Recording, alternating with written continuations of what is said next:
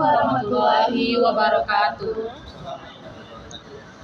Perkenalkan, kami mahasiswa Universitas Andalas dari Fakultas Ekonomi dan Bisnis, Prodi Administrasi Perkantoran. Kami dari kelompok 2 mata kuliah Komunikasi dan Bisnis. Kami di sini melakukan wawancara di PT Menara Agung Cabang Simpang Haru. Tujuan kami mencari di sini untuk mengetahui komunikasi apa aja yang terjadi di PT Menara Agung Cabang Simpang Haru. Dan kami ingin melakukan beberapa pertanyaan kepada Abang Riki sebagai supervisor di PT Menara Agung Cabang Simpang Haru. Sebelumnya perkenalkan nama anggota kelompok kami. Saya sendiri adalah Funi Putri Shalendra dengan nomor NIM 2200532052.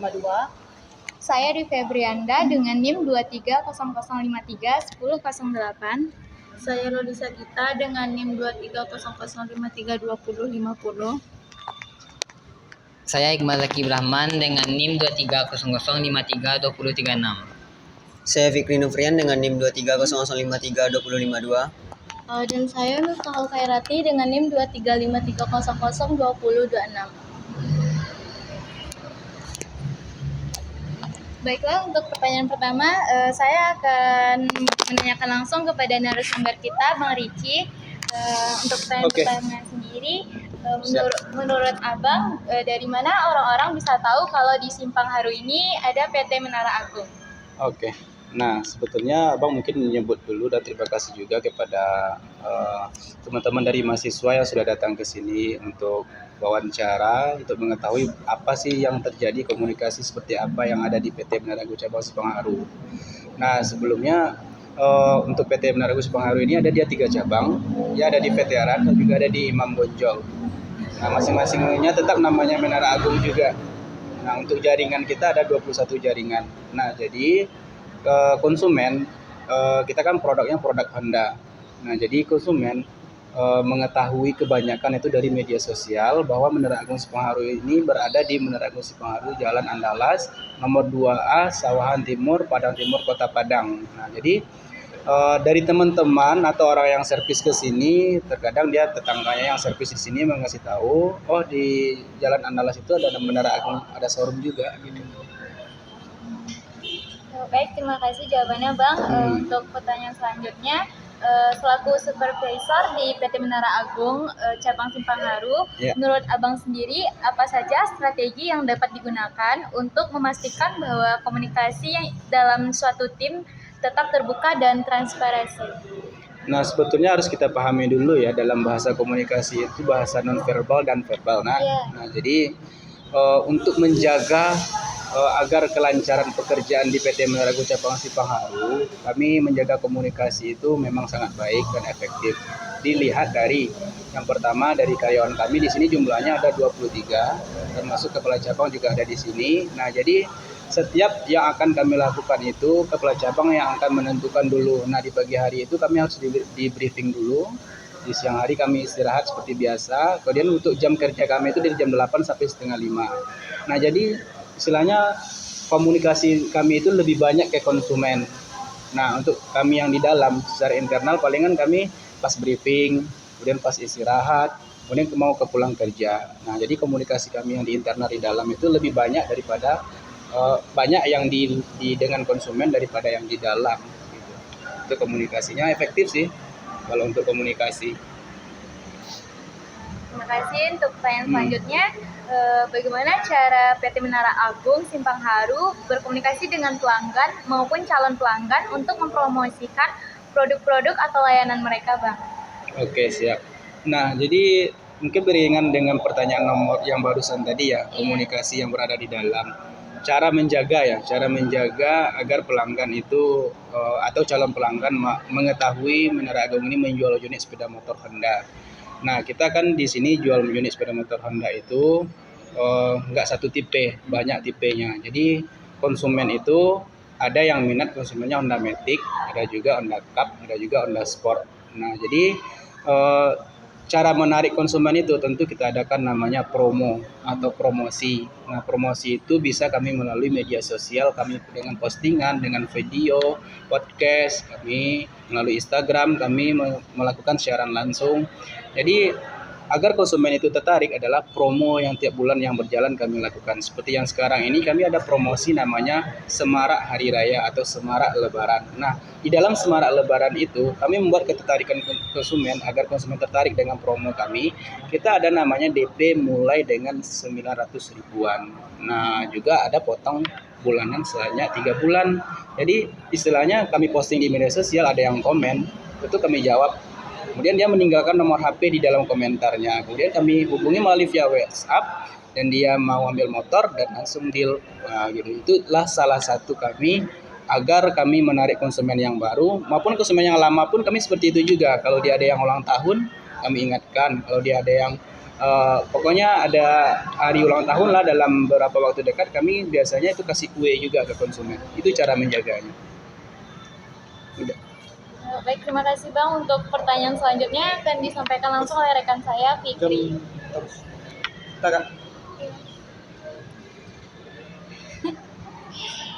Oke, baik, terima kasih Dwi. Baik Bang, pertanyaan selanjutnya yang akan saya tanyakan adalah apa strategi komunikasi bisnis utama yang diterapkan oleh PT Menara Agung Cabang Simpang Haru untuk memperluas pangsa pasar dan memperkuat citra mereknya? Strategi komunikasi bisnis. Iya. Nah, mungkin adik-adik mungkin yang nggak tahu mungkin karena mungkin komunikasi itu ada berapa? Satu, kedua non verbal. Nah, jadi kalau non verbal ini itu kan yang kita sampaikan itu seperti secara alami. Kalau non verbal itu seperti ada yang tahu? Dia kan ada dalam strategi bisnis komunikasi itu ada verbal dan non verbal. Dia ada yang tampak, ada yang nggak tampak tuh. Yang mana yang tampak, mana yang enggak? Yang tampak verbal, Yang nggak tampak non verbal. Nah, jadi istilahnya abang gitu, abang harus tentukan dulu strategi dari masing-masing kawan-kawan atau karyawan di sini kan beda-beda skillnya. Jadi jabatan kami di sini itu ada yang pertama itu ada kepala cabang, kemudian ada koordinator salesman, kasir, klaim, kemudian sales counter, marketing, kepala bengkel, front desk, dan juga counterpart. Nah, jadi agar strategi kami itu untuk gimana komunikasi verbal kami itu berjalan dengan lancar, ya memang kami itu kami lakukan pelatihan dan training.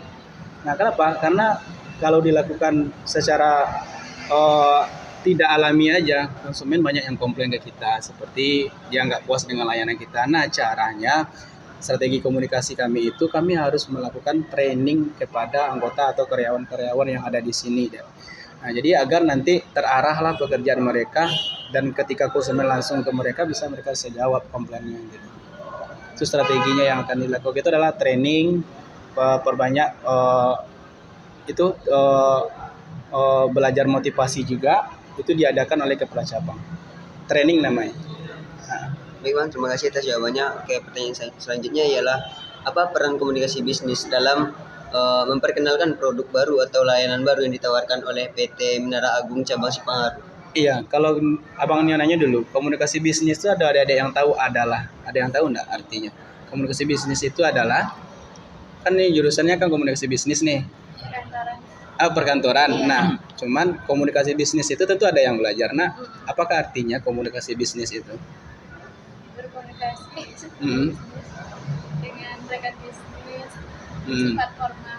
Nah, jadi kalau komunikasi bisnis, enggak sepengetahuan abang. Nah, jadi komunikasi yang kita lakukan di sebuah perkantoran atau di sebuah PT itu, bisnis kan enggak hanya saja satu orang yang melakukan, tetapi harus ada interaksi antara satu dengan yang satunya baru terjadi bisnis. Istilahnya di ujung bisnis itu adalah keuntungan. Nah, keuntungan tadi itulah yang membuat bisnis tadi itu, komunikasi bisnis tadi itu lancar.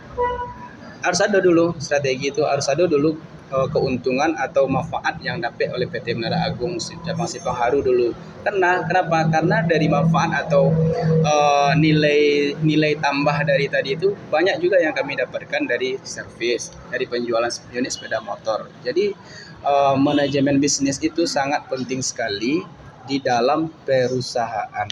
agar keuntungan kita itu berjalan sesuai dengan yang kita inginkan. Seperti itu.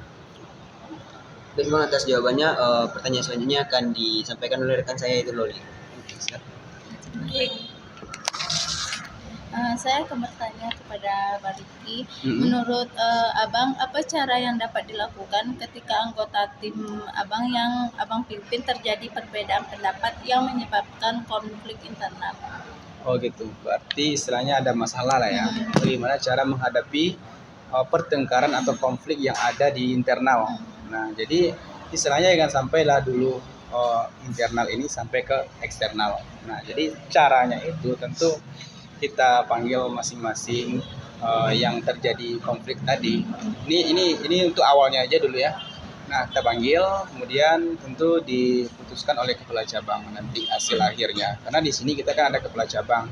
Ketika terjadi konflik seperti itu atau ada masalah internal, tentu yang internal juga yang menyelesaikan, nggak mungkin yang eksternal yang menyelesaikan atau ikut campur dari yang luar. Nah, kita di PT Menara Agung Cabang Simpang Haru sampai saat sekarang ini belum ada masalah internal, cuman kalau ada pertanyaan seperti ini kami bisa jawab seperti ini. Nah, tentu orang yang bermasalah tadi itu bagaimana hendaknya agar mereka berdamai. Nah, tentu harus melalui kepala cabang sebagai penengah. Karena yang dituakan di sini kan kepala cabang, di atas supervisor pasti ada lagi kepala cabang, ada lagi manajer, ada lagi bos, ada lagi bos satu. Nah, jadi istilahnya kami di sini kalau menyelesaikan masalah itu sering dipanggil langsung orangnya, nggak dimarahi atau nggak langsung dikritik di depan orangnya langsung atau orang rame. Dipanggil dulu apa masalahnya, kemudian yang satu lagi juga kami panggil apa masalahnya, kemudian kami cocokkan berhubungan tidak masalah yang terjadi, kemudian baru kami panggil keduanya, kemudian didamaikan. Seperti itu biasanya. Baik, terima kasih atas jawabannya, Bang. Selanjutnya, bagaimana PT Menara Agung Cabang Simpang Haru mengelola komunikasi dalam situasi krisis atau saat terjadi masalah dengan pelanggan? Berarti istilahnya komplain ya. Konsumen yang komplain, bagaimana kalau bahasa di Honda namanya komplain handling. Nah, kalau komplain handling di sini itu namanya ada tuntas. Yang pertama, ketika konsumen itu komplain, kita namanya ada tuntas. Kalau T itu tenangkan, kalau U itu usahakan, kalau N itu nyatakan maaf, kalau T lagi telusuri masalah, A, ajukan maaf, kemudian solusi, tuntas. Yang terakhir S, solusi. Nah, jadi tuntas itu kami selalu kami wanti-wanti selalu bahwa komplain konsumen itu sebenarnya itu nggak apa-apa, karena itu sebuah masukan dari sebuah perusahaan. Karena kalau nggak ada komplain konsumen atau kita nggak tahu masalah yang terjadi. Nah, jadi kita harus runtutkan dulu seperti yang Abang sampaikan tadi itu dengan kalimat komplain handling atau tuntas. Dengan seperti itu, kita akan tahu ujung atau titik balik dari yang disampaikan oleh konsumen. Karena ketika konsumen sudah komplain ke sini, dia pasti membawa ke luar. Nanti dia sampaikan ke luar itu seperti apa kami di sini. Nah, jadi supaya jangan yang terjadi itu, ketika konsumen komplain ke sini, kita harus tenangkan diri dulu, usahakan menyimak, nyatakan maaf, telusuri masalahnya, ajukan solusi. Nah, seperti itu kalau di Honda PT Menara Agung Cabang Simpang Haru. Dengan seperti itu kita menghadapi dengan komplain handling. Jadi kita dengarkan dulu keluhannya, segala macamnya. Di setiap apapun pasti ada yang salah, atau bagaimanapun usaha pasti ada orang yang ingin mengkritik gitu. Tetap kita hadapi, cuman kita seperti tadi, tuntas tadi, itu solusinya. Baik, terima kasih jawabannya, Bang. Pertanyaan selanjutnya yang akan diajukan oleh Iqbal. Baik, terima kasih Bang. Saya ingin mengajukan kepada Bang Rifki tentang pertanyaan bagaimana PT Menara Agung Cabang Simpang Haru memanfaatkan teknologi digital terutama dalam hal memperluas jangkauan merek, Bang. Oh iya. Kalau sekarang kan kita terkenalnya di Indonesia ini Honda. Ya. Apalagi di Kota Padang Honda. Nah, kita nggak bahas masalah kompetitor atau lawan bisnis. Nah, di sini kita agar digital kita itu jalan, kita ada namanya aplikasi Unimina. Aplikasi Unimina ini adalah pelancar booking service atau mencari produk, mencari suku cadang, spare part, bisa melalui aplikasi seperti ini. Ini aplikasi. Nah, aplikasi Unimina ini melalui media digital bisa di-download di Play Store oleh konsumen setelah melakukan pembelian unit sepeda motor. Nah, ketika unit sudah melakukan download, dia akan mendapatkan klaim garansi servis atau gratis servis sesuai motor yang dia ambil. Nah, ini namanya aplikasi Unimina. Unimina itu ada kepanjangannya. Nah, kalau yang Uni itu Uni, bahwa kita di Kota Padang ini kan ada UDA, ada Uni. Nah, jadi untuk digital kita agar diingat oleh konsumen, Unimina. Nah, Mina itu ada kepanjangan, Manajemen Informasi dan Asisten. Nah, kita ada asistennya melalui media sosial, itu namanya Unimina ini. Teman-teman nanti boleh juga download aplikasi ini, bisa di booking service juga di sini. Seperti tampilannya seperti ini. Unimina. Nah, itu salah satu strategi untuk meningkatkan bisnis melalui media digital, Iqbal. Baik Bang, atas jawabannya. Selanjutnya pertanyaan tentang bagaimana budaya perusahaan yang ada di PT Menara Agung Cabang Simpang Haru ini mempengaruhi komunikasi internal dan eksternal perusahaan, Bang? Budaya ya? Iya, Bang. Budaya. Oh. Nah, kalau di sini nggak ada sih yang mempengaruhi budaya, karena di sini kita kan ada yang non Muslim, ada juga yang Muslim. Nah, jadi ketika kita mengadakan, misalnya kalau di non Muslim ada hari raya Imlek, kita tetap merayakan di sana untuk acara Honda. Dan juga di sini ketika ada Lebaran kita juga melakukan peringatan atau seperti support dari bos gitu. Nah, jadi seperti ini. Itu kan support seperti itu kan, semarak silaturahmi seperti itu kan dia yang kasih. Jadi simbol-simbol budaya itu dia nggak dia hapuskan. Jadi dari budaya yang ada di sini tidak mempengaruhi sih untuk bisnis kita di Menara Agung Simpang Haru. Jadi tetap berjalan secara normalnya. Baik Bang, terima kasih atas jawaban Bang. Baiklah, Sama-sama.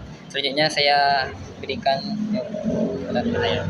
Terima kasih. Baiklah, saya akan bertanya ke Bang Rizky, bagaimana PT Menara Agung Cabang Simpang Haru memastikan konsistensi pesan atau citra perusahaan dengan para pelanggan atau dengan mitra bisnisnya? Konsistensi Iya. agar Apa?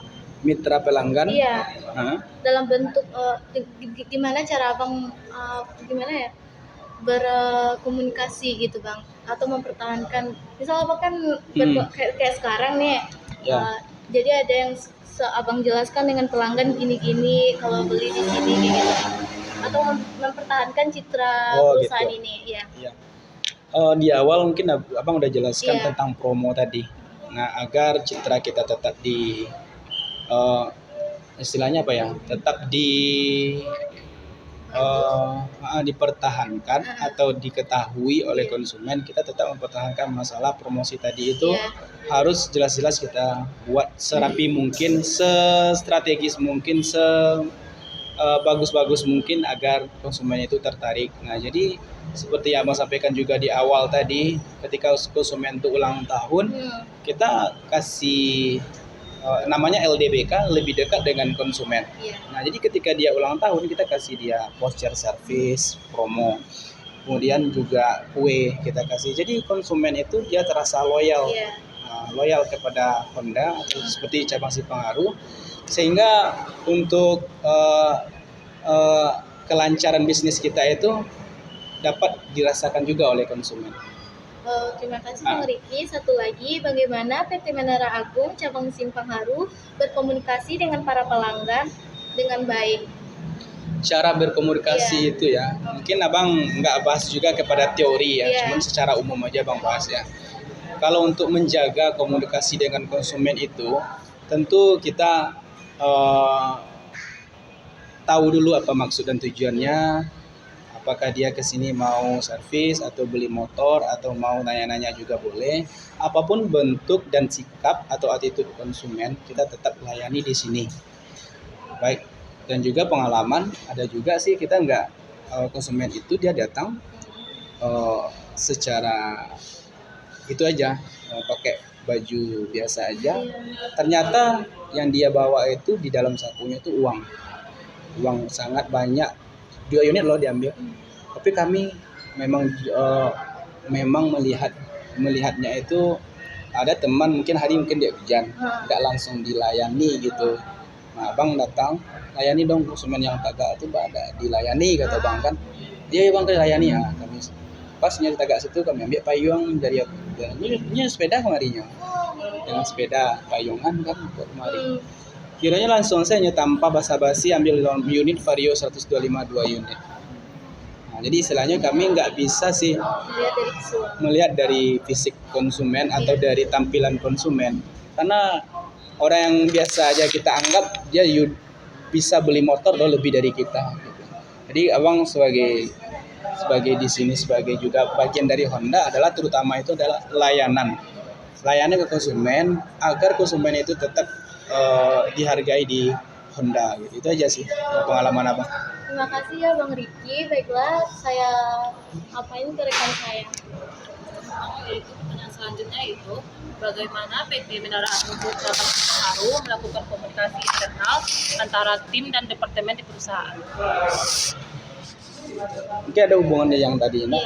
Jadi istilahnya cara menjaga komunikasi apa tadi dah? Komunikasi internal. Yang internal ya. Oh, cara menjaga internal tadi itu tentu apa yang ada aturan di dalam Menara Agung Simpangharu tentu kita sampaikan itu kepada anggota atau teman-teman yang bekerja di sini di pas briefing. Nah, sehingga nanti briefing itu harus pagi, tidak ada pernah jam 10 jam 11. Kenapa harus pagi? Agar strategi kami tadi untuk melayani konsumen itu berurutan. Nah, itu caranya kami agar di internal ini nggak ada yang salah komunikasi, miskomunikasi dengan ini. Jadi pas briefing itu adalah kunci kami untuk menyampaikan segala sesuatu yang ada agar teman-teman yang ada terkait di dalam ini nggak salah komunikasi juga nyampaikan ke konsumen. Seperti promo harus tahu, program-program yang ada berjalan di sini harus tahu juga. Jadi cara abang seperti itulah untuk menjaga internal komunikasi internal itu agar berjalan dengan lancar. Pokoknya ada aturan juga sih. Mungkin di setiap perusahaan mungkin berbeda ya. Tapi kalau abang di Cabang Simpangharu dia harus briefing dulu. Pagi wajib briefing tiap hari. Seperti itu. Mungkin langsung saja ke pertanyaan terakhir Bang, yaitu bagaimana PT Menara Agung Cabang Simpangharu memastikan bahwa pesan-pesan yang disampaikan kepada konsumen sesuai dengan nilai dan visi PT Menara Agung. Nah, untuk tentu visi dari Menara Agung itu menjaga loyalitas konsumen agar di PT Menara Agung ini dikenal oleh banyak masyarakat. Nah, salah satunya tadi bagaimana PT memastikan bahwa pesan-pesan yang memastikan kesan-kesan yang ada di sini sampai ke konsumen sampai ke konsumen. Tentu dari masing-masing kita ini seperti yang Abang sampaikan tadi, di dalam setiap jabatan itu dia harus tahu tugasnya dulu. Seperti Abang sales, seperti pokoknya tahu dulu jobnya. Nah, seperti Abang lah contohnya ya. Abang harus tahu di lapangan ini konsumen yang datang ke showroom kan dia kan berbeda tuh. Kalau abang di lapangan misalnya kan marketing tuh. Kalau abang di lapangan dengan teman-teman marketing itu konsumen banyak yang nanya-nanya motor segala macamnya gitu. Nah, jadi istilahnya abang bagaimana kesan-kesan itu sampai ke konsumen itu tergantung kepada diri kita masing-masing yang ada di sini untuk selalu fokus terhadap strategi yang disusun oleh kepala cabang. Itu aja sih. Agar sampai kesannya ke konsumen.